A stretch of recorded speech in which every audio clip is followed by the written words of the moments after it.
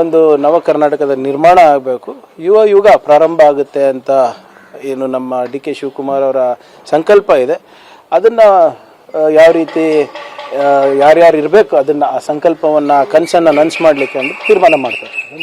DCM ಪರಿಕಲ್ಪನೆ sir, ದೊಡ್ಡ ಮಟ್ಟದಲ್ಲಿ 2ರಿಂದ ಹೆಚ್ಚು DCM ಆಗ್ತಾರೆ ನೋಡಿ, ನಾನು ಅದೇ ಹೇಳ್ತಾ ಇದ್ದೀನಿ, ಇವಾಗಿಂದಲ್ಲ, ನಾನು 1 ತಿಂಗಳಿಂದ ಹೇಳ್ತಾ ಇದ್ದೀನಿ. ಇದೆಲ್ಲ ಬರೀ ಮಾಧ್ಯಮದಲ್ಲಿ. ಯಾವಾಗ ಹೈಕಮಾಂಡ್ ಅವ್ರು ತೀರ್ಮಾನ ಮಾಡಬೇಕು ಅವಾಗ ಮಾಡ್ತಾರೆ. ಸನ್ನಿವೇಶ ನೋಡಿ, ಸಂದರ್ಭ ನೋಡಿ ಮಾಡ್ತಾರೆ. ಇವತ್ತು ಆ ಸಂದರ್ಭ ಬಂದಿದೆ. ಇನ್ನೇನು ಒಂದು ಅರ್ಧ ಗಂಟೆ 1 ತಾಸಿನಲ್ಲಿ ಎಲ್ಲನೂ ಗೊತ್ತಾಗುತ್ತೆ. ಒಂದು ನವ ಕರ್ನಾಟಕದ ನಿರ್ಮಾಣ ಆಗಬೇಕು, ಯುವ ಯುಗ ಪ್ರಾರಂಭ ಆಗುತ್ತೆ ಅಂತ ಏನು ನಮ್ಮ ಡಿ ಕೆ ಶಿವಕುಮಾರ್ ಅವರ ಸಂಕಲ್ಪ ಇದೆ. ಅದನ್ನು ಯಾವ ರೀತಿ ಯಾರ್ಯಾರು ಇರಬೇಕು ಅದನ್ನು ಆ ಸಂಕಲ್ಪವನ್ನು ಕನಸನ್ನು ನನಸು ಮಾಡಲಿಕ್ಕೆ ಅಂತ ತೀರ್ಮಾನ ಮಾಡ್ತಾರೆ.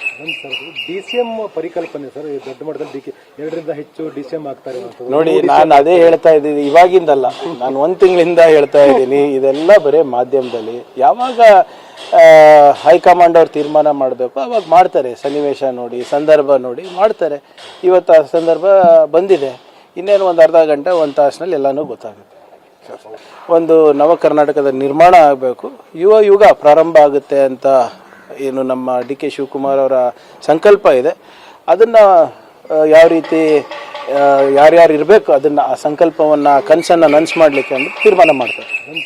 DCM ಪರಿಕಲ್ಪನೆ ಸರ್, ದೊಡ್ಡ ಮಟ್ಟದಲ್ಲಿ 2ರಿಂದ ಹೆಚ್ಚು DCM ಆಗ್ತಾರೆ ನೋಡಿ, ನಾನು ಅದೇ ಹೇಳ್ತಾ ಇದ್ದೀನಿ, ಇವಾಗಿಂದಲ್ಲ, ನಾನು 1 ತಿಂಗಳಿಂದ ಹೇಳ್ತಾ ಇದ್ದೀನಿ. ಇದೆಲ್ಲ ಬರೀ ಮಾಧ್ಯಮದಲ್ಲಿ. ಯಾವಾಗ ಹೈಕಮಾಂಡ್ ಅವ್ರು ತೀರ್ಮಾನ ಮಾಡಬೇಕು ಅವಾಗ ಮಾಡ್ತಾರೆ. ಸನ್ನಿವೇಶ ನೋಡಿ, ಸಂದರ್ಭ ನೋಡಿ ಮಾಡ್ತಾರೆ.